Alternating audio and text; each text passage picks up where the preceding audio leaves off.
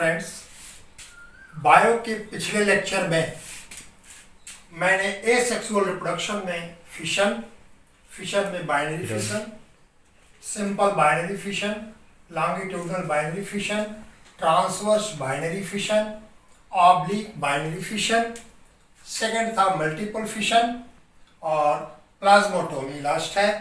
इसको मैंने लिया है। एसेक्सुअल रिप्रोडक्शन में आज हम लेंगे budding. Budding is also asexual reproduction. It develops as a projection on the surface of the parent body. किसी भी एनिमल, लोअर एनिमल्स में जब उसके सेल्स एक प्रोजेक्शन के रूप में बाहर निकलते हैं, इसमें सारे न्यूक्लियस, साइटोप्लाज्म, लेयर ये सब आ जाती है और अंत में यही प्रोजेक्शन बढ़ करके पेरेंट एनिमल में जितने भी सेल्स होते हैं आ जाते हैं इसमें और ये एक बड का रूप धारण करता है। बड जब मैच्योर हो जाता है तो मैच्योर होने के पश्चात ये पेरेंट से डिटैच हो जाएगा और डिटैच होने के बाद एक नए एनिमल की तरह बिहेव करता है। Generally found in yeast cell, lower animals like hydra, spongilla. Now we take budding in yeast cell. Yeast जो है ये यूनिसेलुलर ऑर्गेनिज्म है। ये न्यूक्लियस, वैक्यूल और ये reserve food material, reserve food material. Yeast reproduces by budding.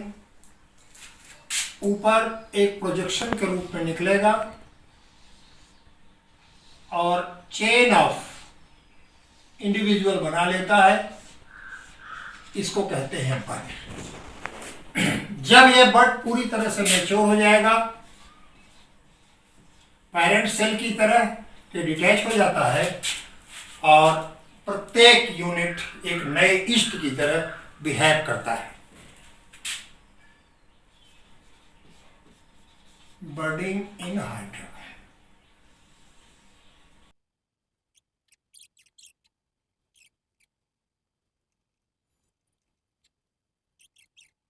हमारा parent hydra.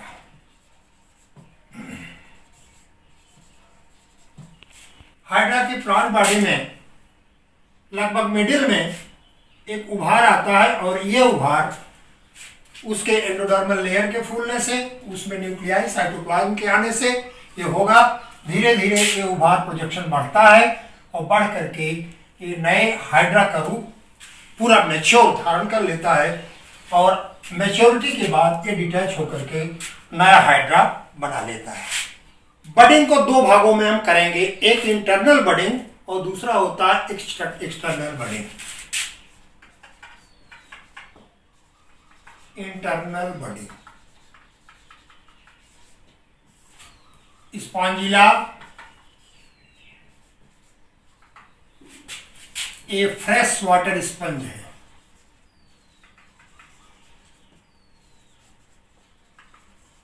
And some marine sponges,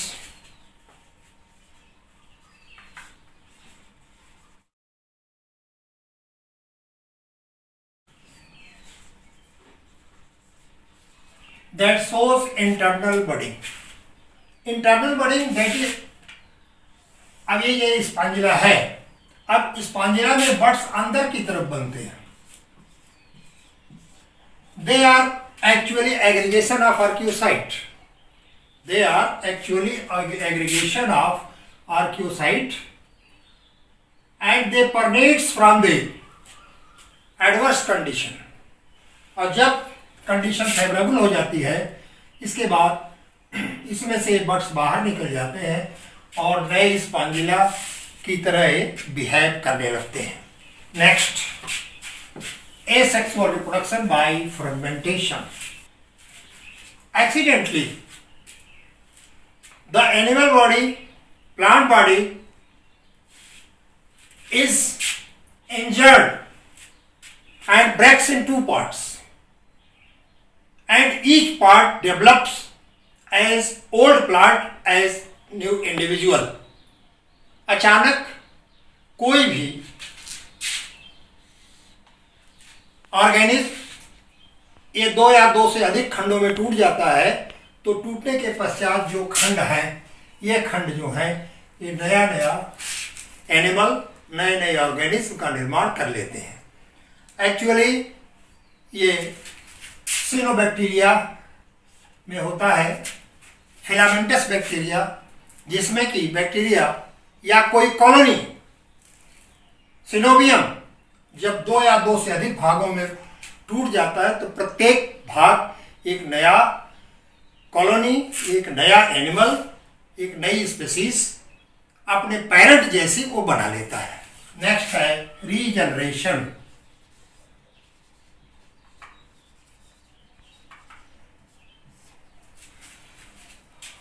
अपने organs के इंजर्ड भाग को फिर से रिप्रोड्यूस कर लेना, ये रीजनरेशन कहलाता है। जैसे अमीबा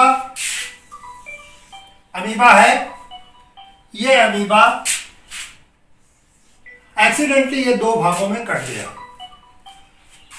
प्रत्येक भाग में अगर न्यूक्लियस है तो ये भाग जो है ये बना लेता है, नया अमीबा बना लेगा, इसे कहते हैं रीजनरेशन। माने हर कटे हुए भाग से, जैसे कहा जाता है छिपकली की पूंछ अगर कट जाए, उसकी टेल कट जाए, तो फिर वह रीजनरेट कर लेती है। Thus, you can say regeneration is the process of restoration of injured tissues or injured organs.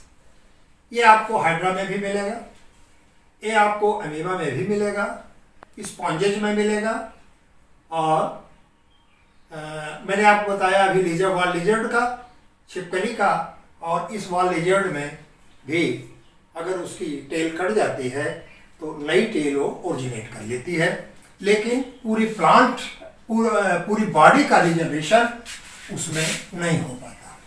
Next, spore formation. Spore is the method of reproduction of asexual and it is similar to seed.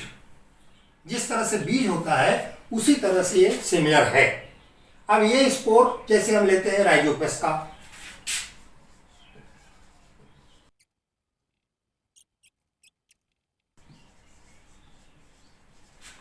यहां एक term मैंने लिखा सिनोसिटिक Haifa.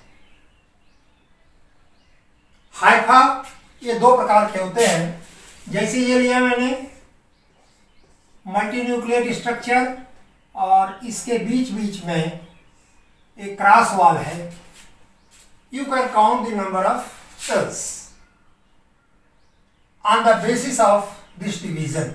इसके आधार पर ऐसे mycelium को, ऐसे हाइफा को कहते हैं सेप्टेट हाइफा। लेकिन कुछ फंगस में हाइफा मल्टी सेलुलर तो होता है, but it seems like unicellular, क्योंकि बीच की क्रॉस वॉल नहीं है। केवल आप इसके मल्टी न्यूक्लियर स्ट्रक्चर के आधार पर आप कह सकते हैं कि यह मल्टी सेलुलर है। ऐसे हाइफा को सिनोसिटिक हाइफा कहा जाता है। ऐसे हाइफा को सिनोसिटिक हाइफा कहते हैं।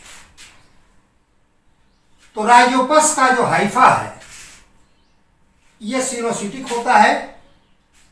हर दो के बीच की क्रॉस वॉल समाप्त रहती है। इसमें दो प्रकार के हाइफा हैं, एक है हॉरिजॉन्टल और दूसरा इरेक्ट।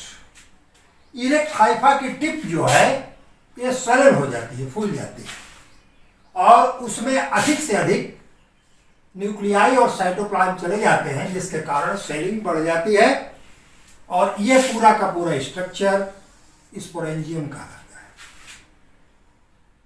जब स्पोरेंजियम मैच्योर हो जाता है तो स्पोरेंजियल वॉल बस्ट कर जाती है और स्पोरेंजियल वॉल बस्ट करने के पश्चात सारे स्पोर्स जो है एलिमिनेट हो जाते हैं। फेवरेबल कंडीशन में, फेवरेबल कंडीशन इसका मॉइस्चर होता है, टेम्परेचर होता है, उस कंडीशन में ये स्पोर जर्मिनेट करके फिर नए हाइफा और माइसेलियम का निर्माण कर लेते हैं। अब इसके बाद ये आपको जान लेना है कि आपने स्पोर कहीं देखा होगा जिसमें फ्लैजिला भी है, नहीं भी है। These spores are non motile, non motile माने लेकिन फ्लैजिला, इसमें फ्लैजिला नहीं है। नेक्स्ट कोनिडिया,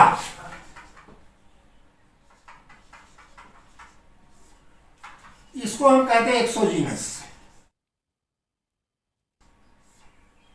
एक्सोजीनस कोनिडिया ये बनता है या तो हाइफा के सेप्टेशन से, सेप्टा बन जाएगा बीच बीच में, या तो इसमें इस तरह के बट्स के आकार की रचनाएं एक चेन में निकल जाती हैं, बन जाती हैं, इसको कहते हैं कोनिडिया। और क्योंकि ये पूरा एक यूनिट जो है ये स्पोर की तरह बिहेव कर रही है, इसीलिए हम कहते हैं इसको एक्सोजीनस। हम आते हैं जू spore.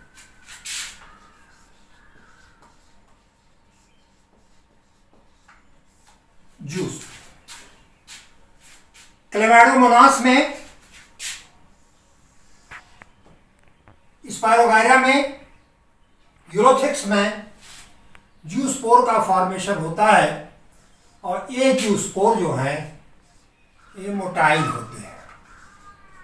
Motile means having flagella, having flagella. दूसरा होता है ए प्लेनोस्पोर।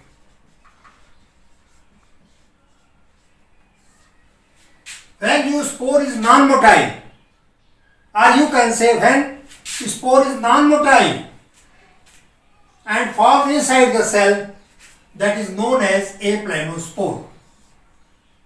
जब स्पोर नॉन मोटाइल होता है तो हम इसको एप्लानोस्पोर कहते हैं।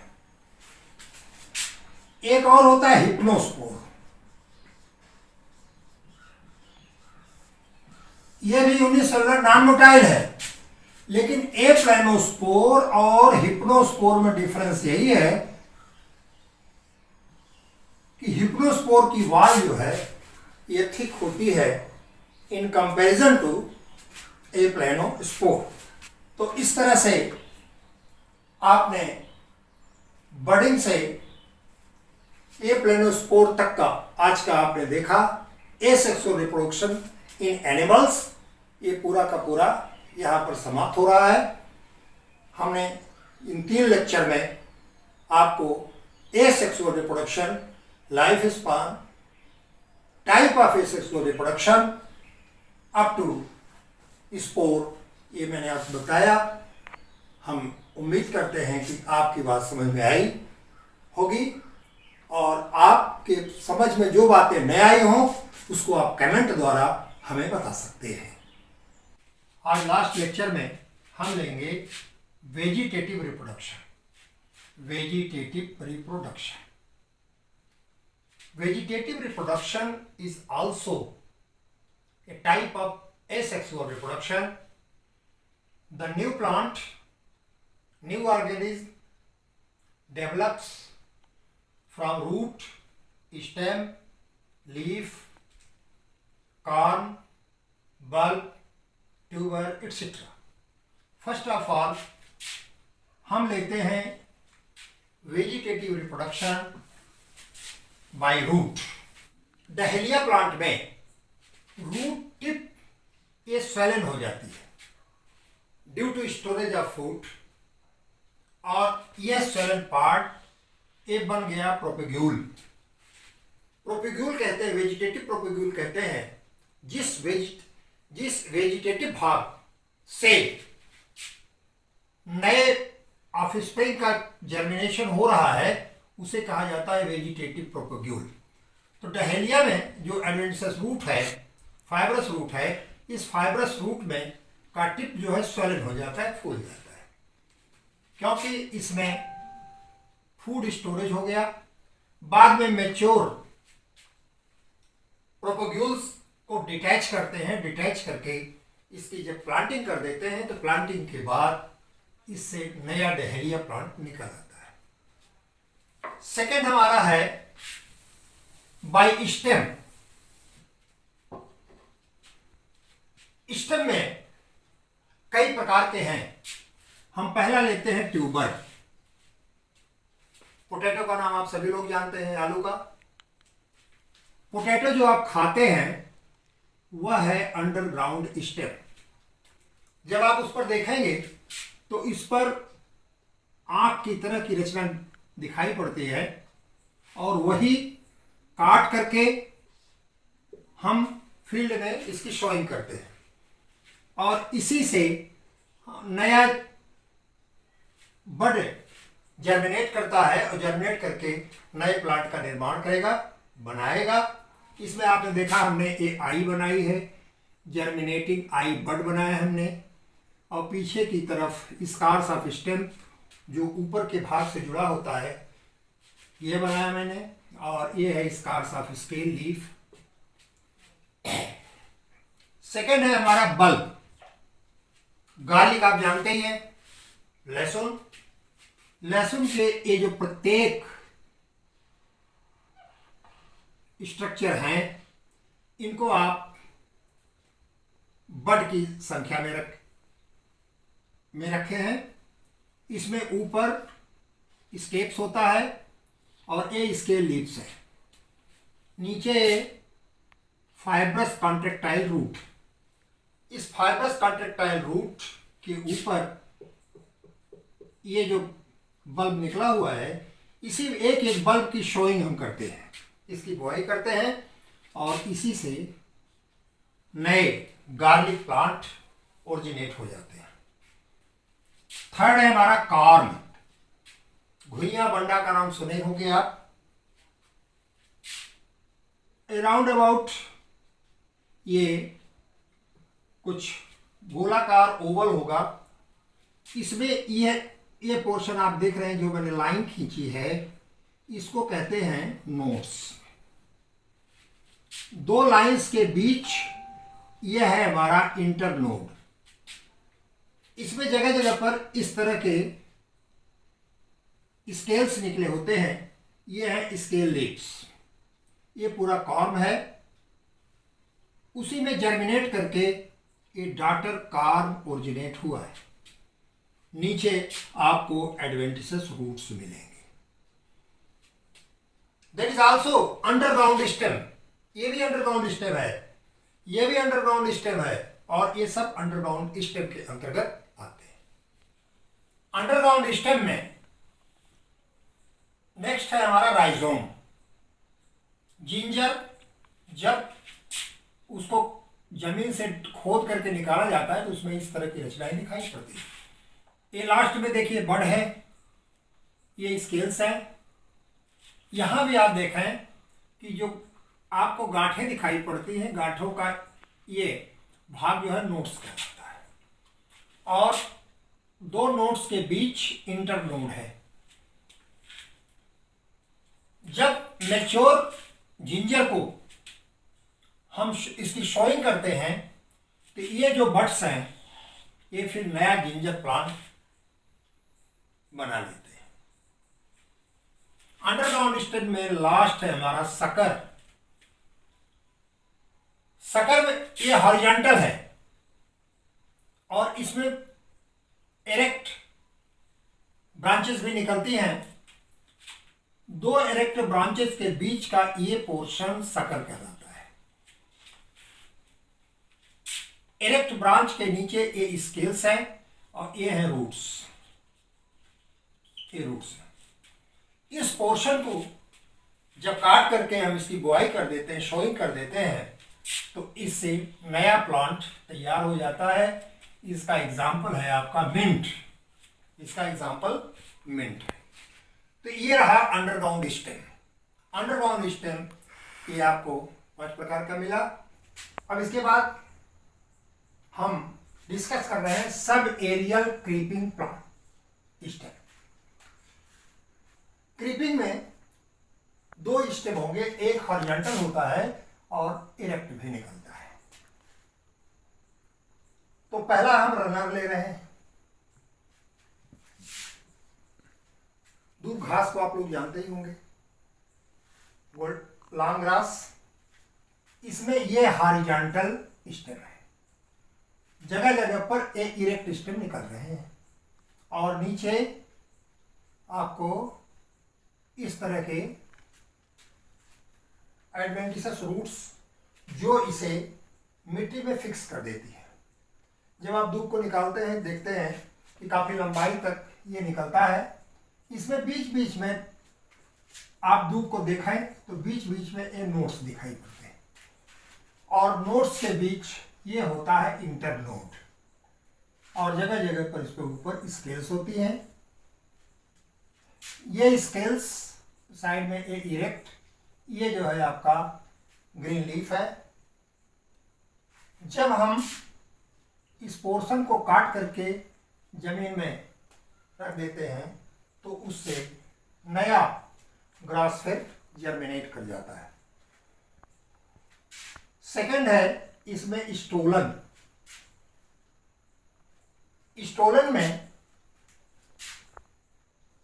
ये भी हॉरिजॉन्टल और इरेक्ट दोनों होंगे। यहां आप स्केल्स देख रहे हैं, ये एडवेंटिसस रूट्स हैं और दोनों के बीच ये थोड़ा सा फूला हुआ भाग है, इस भाग को कहते हैं स्टोलन। स्टोलन इसी को शो कर देते हैं, इसकी बुआई कर देते हैं जमीन में, तो इससे फिर नया प्लांट तैयार हो जाता है। सब एरिया में लास्ट है ऑफसेट।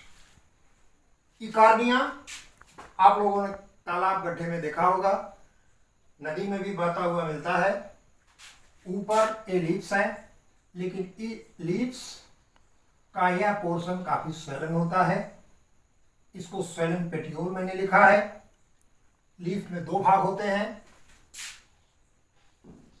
एक भाग ये पेटियोल कहलाता है और ये दूसरा भाग लैमिना है। दूसरा भाग लैमिना है। यहां पर पेटियोल स्वेलन है, फूला हुआ है पेटियोल, और इसके ऊपर ये लैमिना है। ये इसका स्टेम है जो कि इसके नीचे हॉरिजॉन्टली प्लेस्ड है। स्टेम स्पॉन्जी है। अब इसका कारण बता दें कि आखिर में ये स्पॉन्जी क्यों है। ये भी पैरेन्काइमेटस टिश्यूज का बना होता है, लेकिन उसमें बड़े बड़े वैक्यूल्स होते हैं। ऐसे टिश्यूज को आप पैरेन्काइमा कहते हैं। इसमें गैसेस भरी होती हैं, एयर भरी होती है, जिसके कारण ये स्पंज की तरह दबाएंगे, दब जाएगा और छोड़ देंगे तो फिर अपने ओरिजिनल स्टेज में आ जाती है। इसीलिए इसको स्पंजी कहा जाता है। यह हर हाइड्रोफिटिक का कैरेक्टर है, क्योंकि इसके कारण जो फ्लोटिंग हाइड्रोफिटिक हैं वो हल्के हो जाते हैं और पानी पर तैरते रहते हैं। यहां पर ये 2 लीव्स के बीच का यह भाग मैंने लिखा है ऑफसेट। इसी से ये प्रोपेग्यूल की तरह कार्य करता है। इसी से नई कॉर्निया, नया पौधा पैदा हो जाता है। इसका एग्जाम्पल है इकॉर्निया। इसका एग्जाम्पल इकॉर्निया। इस प्रकार से सब एरियल क्रीपिंग प्लांट्स को हमने रनर, स्टोलन और ऑफसेट में बांटा, जिसको हमने डिस्क्राइब किया। Next aerial stem. Aerial stem कहते हैं कि जो स्टेम ऊपर हो, एयर में हो। अब उसके भी कई क्लासिफिकेशन, जैसे पहला है फिलोक्लैट। ये जीरोफिटिक प्लांट। फिलोक्लैट जीरोफिटिक प्लांट होने के नाते इसमें ट्रांसपिरेशन की रेट को चेक करने के लिए लीव्स जो है स्पाइंस के रूप में बदल जाती हैं, लीव्स स्पाइंस के रूप में बदल जाती हैं और लीफ का कार्य स्टेम करता है। Stem becomes flashy and green. यह रचना आपकी फिलोक्लैड कहलाती है। यह structure फिलोक्लैड that is the modification of stem for the purpose of photosynthesis. Xerophytic character में हमेशा मॉडिफिकेशन आपको मिलता है। लीव्स या तो स्पाइन की तरह हो जाती हैं, लीव्स या तो निडल की तरह हो जाती हैं। अब इस प्रकार की दो संरचनाओं के बीच का यह भाग नोड कहलाता है और यह पूरा स्ट्रक्चर यहां से यहां तक यह है आपका इंटरनोड, यह आपका इंटरनोड। इसी को जब हम इसकी शोइंग कर देते हैं तो इससे फिर नया प्लांट निकल आता है। इसका एग्जाम्पल है आपोन्शिया, हिंदी में लोकल नेम में इसको नागफनी कहते हैं। एरियल में लास्ट है बल्बिल। एगेव का नाम आप लोगों ने सुना होगा, घीक्वार। घीक्वार में इस तरह से aggregation of bulb like structure हो जाता है और ये ऊपर इनकी स्केल्स है। यही aggregation of bulb like structure that is responsible for the germination and forms new agave plant. तो ये तो स्टेम के बारे में हो गए। अब लास्ट एसेक्सुअल रिप्रोडक्शन में आता है कि किस तरह से हम लीव से करते हैं। एक बड़ा ही इंपॉर्टेंट प्लांट है ब्रायोफिल्लम। इस ब्रायोफिल्लम को लोकल भाषा में हमारे यहां अजूबा कहा जाता है। इसकी पत्तियां, इसमें जगह जगह पर इस तरह से बड्स निकल आते हैं और ये बड्स जर्मिनेट करके, ये बड्स जो हैं ये जर्मिनेट करके नया ब्रायोफिल्लम का प्लांट बना लेते हैं। तो यहां पर ब्रायोफिल्लम जो है ये लीफ के द्वारा रीजनरेट होता है, रिप्रोड्यूस होता है। यह है आपका रिप्रोडक्शन बाय लीफ। केवल इसी प्लांट में लीफ के द्वारा रिप्रोडक्शन की क्रिया होती है। Last very interesting case that is known as टूरियान। और यह टूरियान एक्वेटिक प्लांट पोटेमोजिटान में होता है। जब अनफेवरेबल कंडीशन आती है, अब अनफेवरेबल कंडीशन क्या है? पानी में तो है ही है, लेकिन डे लेंथ, क्योंकि हर पौधे को एक निश्चित फ्रीक्वेंसी में लाइट की आवश्यकता होती है जिसको कि डे लेंथ कहा जाता है। आप पढ़े होंगे कि short day plant, long day plant. तो हर प्लांट जो है ये रिक्वायर करता है एक निश्चित सीमा में डे लाइट।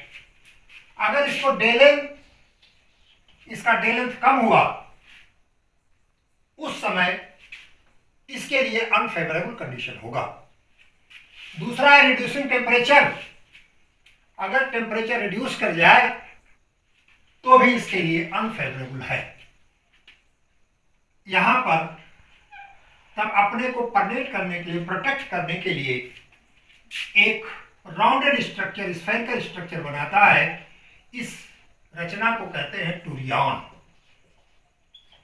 इस स्ट्रक्चर को टूरियान कहा जाता है और बाद में फेवरेबल कंडीशन आने पर, डे लेंथ, हाई टेम्परेचर आने पर ये टूरियान जो है ये नया प्लांट रीजनरेट कर लेता है और इसका बेस्ट एग्जांपल है पोटेमोजिटान। तो इस तरह से हमने 3 लेक्चर में एसेक्सुअल रिप्रोडक्शन पूरा आपके साथ शेयर किया। अभी मैं थोड़ा इसलिए धीरे धीरे लेक्चर को बढ़ा रहा हूं जिससे कि आपका इसमें इंटरेस्ट आए और बेसिक चीजें आपको जानकारी होनी है, क्योंकि नीट में आपने देखा है कि ऐसी ऐसी बेसिक चीजें पूछी जाती हैं जहां पर स्टूडेंट का या किसी की निगाह नहीं पहुंचती।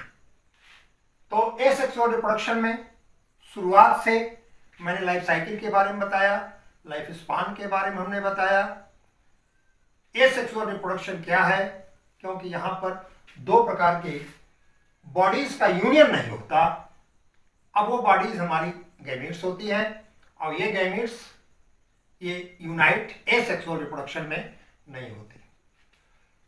दूसरी बात कि एसेक्सुअल रिप्रोडक्शन में हमेशा वेजिटेटिव सेल्स भाग लेते हैं, सेक्स सेल्स भाग नहीं लेते, क्योंकि हर प्लांट में, हर एनिमल में दो प्रकार के सेल्स हैं, एक वेजिटेटिव सेल्स है और दूसरे सेक्स सेल्स है।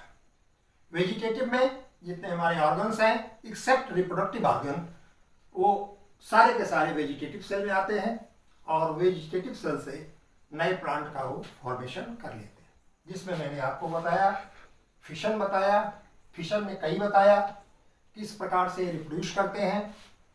इसके बाद हमने आपको मल्टीपल फिशन बताया। मल्टीपल फिशन जो है वास्तव में अपने को अनफेवरेबल कंडीशन से बचाने के लिए होता है, लेकिन संख्या में वृद्धि करता है, वो डिवाइड करता है और डिवाइड करने के बाद बहुत से